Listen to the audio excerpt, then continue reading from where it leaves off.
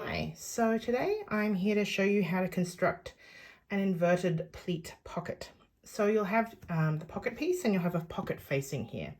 What I've done with the facing is I've just interfaced the wrong side and finished one long edge.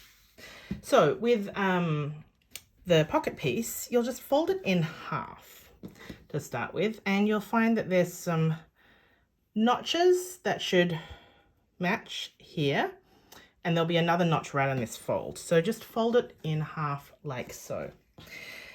Now when we apply the facing is going to go down to about here. So let's see how wide that is. The facing is 1.5 inches wide. So when you stitch, you're going to stitch from these notches straight down about 2 inches or 5 centimeters. So not even that much. I mean, probably, about 2 inches, I think is about right. So about 5 centimeters, and then you'll stitch up from the bottom, from this point here, straight up. It's actually in line with here.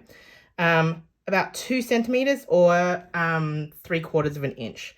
So stitch straight stitch right sides together. So I've folded the pocket right sides together, stitch down from the top, 2 inches or 5 centimeters, up from the bottom, 3/4 of an inch or 2 centimeters. I'm going to do that and come back. Okay, so I have sewn that there. Next thing you're going to do is open it up one side, and you'll press that along here. Okay, flip it over. Press the other side with an actual iron, not with your fingers. Okay. And then flip it over.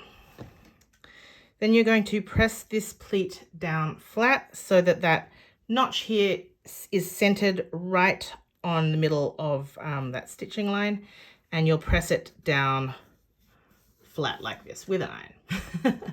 Then you'll flip it over and you'll have, look, a gusseted pocket. Now, obviously, if you press it with an iron, it won't be poofing out like that. Next step is to take your facing, put it right sides together at the top of the pocket. Then what you're going to do is you're going to sew around the entire pocket, so all 5 sides, with a 1 centimeter or 3/8 of an inch seam allowance. And that's going to look like this.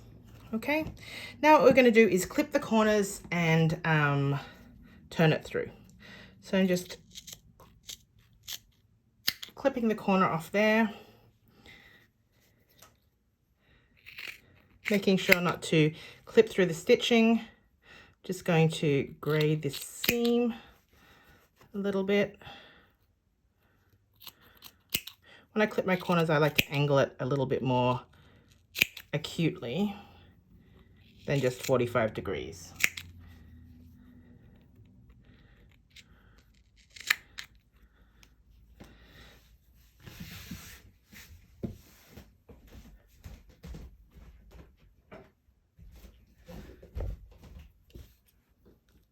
Just going to grade some of this bulk out here.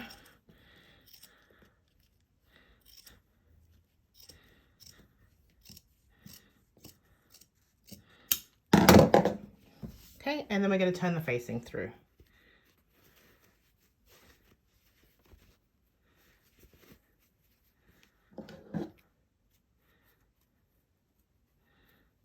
You're really not supposed to use the point of the scissors, but I am.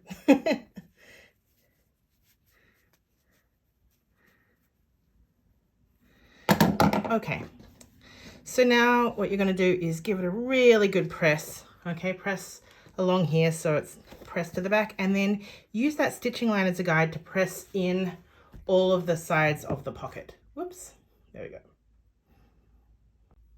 Okay, so there we are, all pressed. The seam allowance pressed to the back, and then what you'll do is top stitch the facing down. You can see I've done that on this piece already. And this is what the flap will look like over the top. There's a seam allowance here, so it'll just sit on top like that. It's just slightly wider than the pocket. So I hope this was helpful.